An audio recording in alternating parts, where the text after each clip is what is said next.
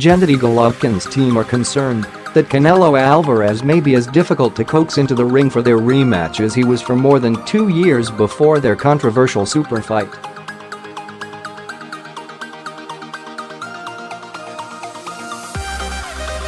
A second battle in what should develop into one of boxing's historic trilogies does not seem as inevitable as it looked immediately after Canelo was gifted a draw by the judges in Las Vegas 10 days ago.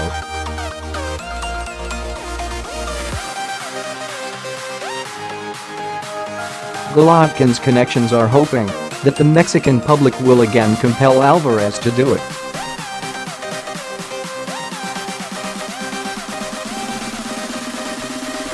Tom Loeffler, promoter of the Kazakh world middleweight champion, says Canelo was under pressure from his own people to take the first fight, and given the macho nature of his country he will be again.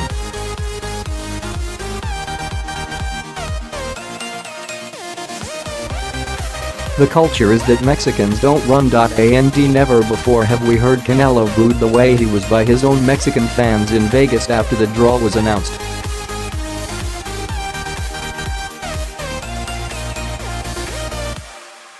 Loeffler does not sense any reticence for a second fight in Canelo's Golden Boy promoters, whose legendary chairman Oscar De La Hoya is on record as saying, "We must do the tiebreaker."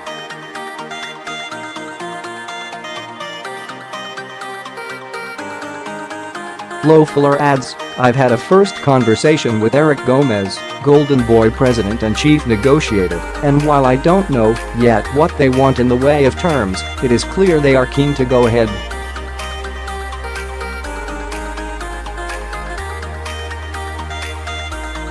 The initial reaction from Canelo himself was less definitive.He said, "We can do the rematch if it's what the fans want."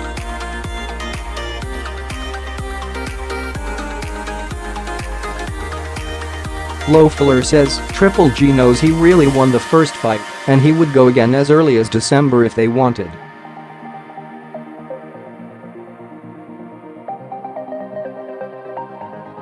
Canelo says he won the fight.If he truly believes that then he should have no qualms about the rematch.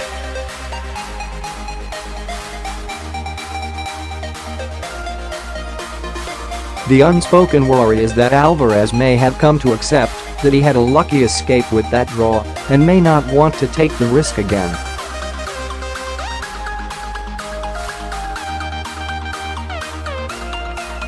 Golovkin's only quibble is a preference for moving a second fight out of Vegas, where Judge Adalaide Byrd's preposterous scoring of 118-110 for Canelo was not the only cause for a raising of quizzical eyebrows on the night of September 16.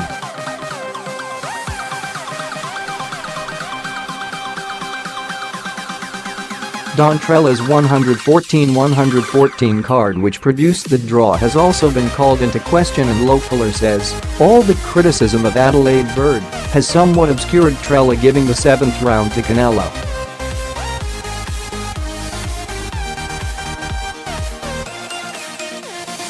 Had he not done so, Gennady would have won, and that was Triple G's best round. It was also the round in which referee Kenny Bayless looked close to calling a halt before Alvarez rescued himself by finally throwing a couple of punches back while taking a battering on the ropes.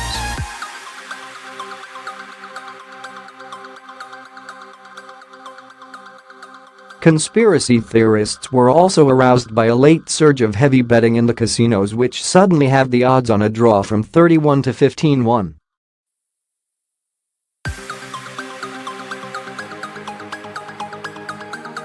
Now it has emerged that the Nevada State Athletic Commission did not know at the time how much the judges were paid.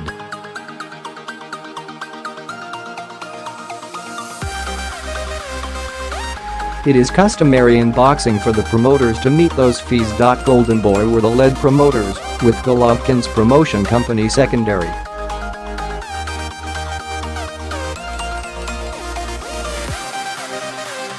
Only Golden Boy wrote out the checks, while Commission Chief Executive Bob Bennett estimates that the judges are likely to have received somewhere between $100,000, £74,194, and $500,000, £370,892 each.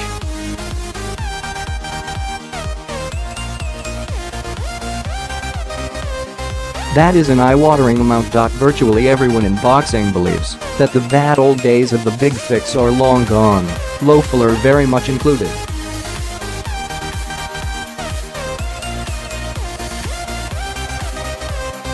But he does say, something went wrong in Vegas and we will all have to make sure it doesn't happen again.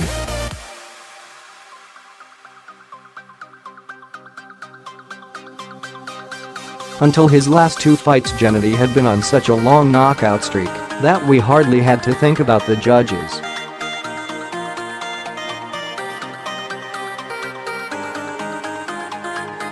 From now on we will have to pay closer attention to that and all the detail around his fights.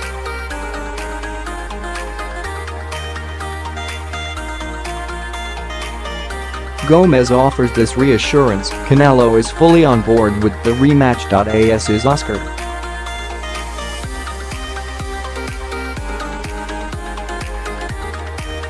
And we are victims of that bad card as well. And just Golovkin. Fingers are being pointed like we did something wrong.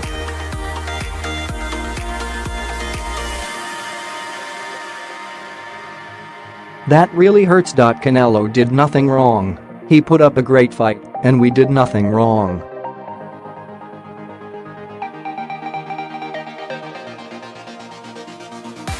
What we all did was deliver the instant classic we promised. Yes, they did, and Golovkin says, although the judging was bad for boxing, the big drama fight was good for boxing.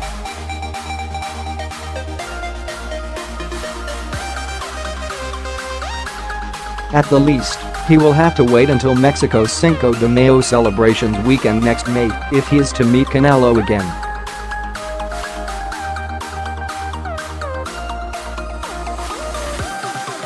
By then he will have turned 36. He will accept returning to the T-Mobile Arena on the Vegas Strip, where he earned $25 million, £18.5 million, and Alvarez $35 million, £25.9 million, first time out, if it is again the best financial deal.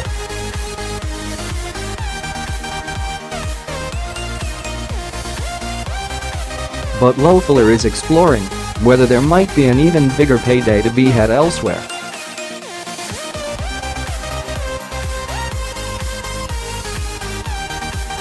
He says Dallas could be an attractive option. We saw the success of Anthony Joshua and Vladimir Klitschko drawing a crowd of 90,000 at Wembley Stadium.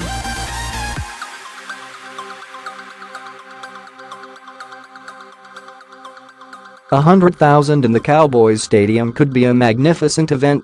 Just now there is only one certainty: if this rematch does not happen, the boxing world will not forgive whoever is responsible.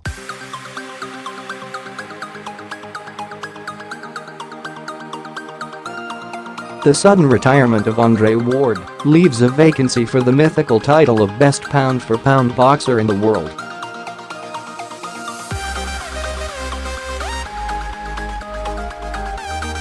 The winner of the world middleweight title super fight between Golovkin and Alvarez would have been the natural successor, but unfortunately the cross-eyed judges in Las Vegas concluded there was no winner.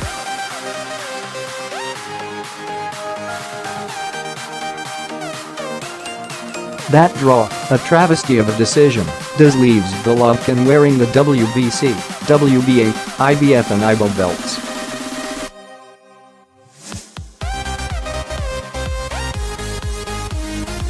Since he was ranked second behind Ward in the Ring magazine's pound-for-pound rankings and remains undefeated, logic suggests he still should ascend that throne.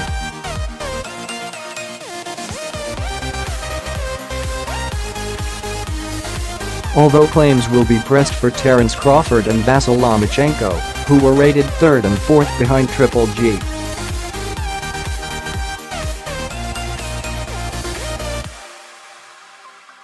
While we ponder that weighty matter, let us take time out to give Ward his dues. The Californian, an Olympic gold medalist, won all his 32 professional fights in a 13-year career.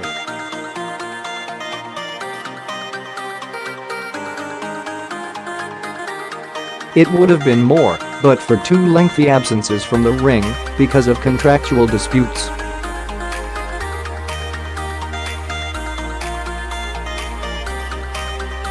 And while he was not the most entertaining fighter on the planet, we are bidding farewell to one of the most technically accomplished and profoundly intelligent boxers of his era.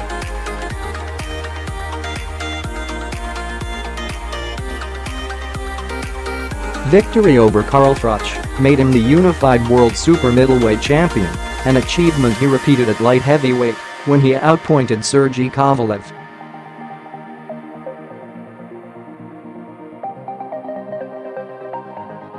The closeness of that decision compelled a rematch which ended with the Crusher protesting that the body shots which knocked him out were low.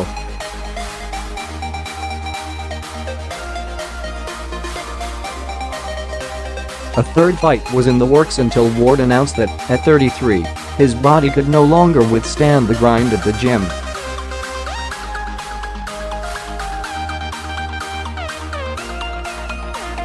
Maybe one of those blows in his last fight was belt borderline, but it is nonsense of Kovalev to claim that Ward is retired because he was afraid of facing his big punches again.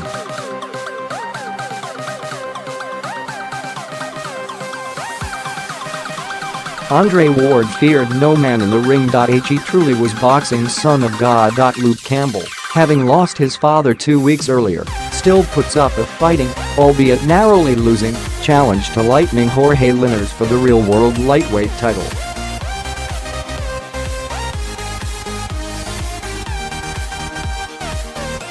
When a close decision goes against him at the end of an excellent fight, he says he thought he had won, as boxers do, but then sends a tweet to Linares congratulating him as a great world champion.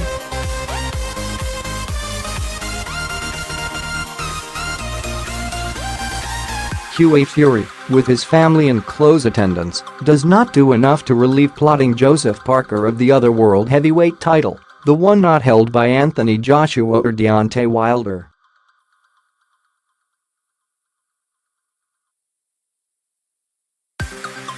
When the decision goes against him at the end of a stupefying 12 rounds, alright, it was somewhat closer than the 118-110 scored by two of the judges. He and his nearest and dearest fly into a rage and scream robbery and corruption.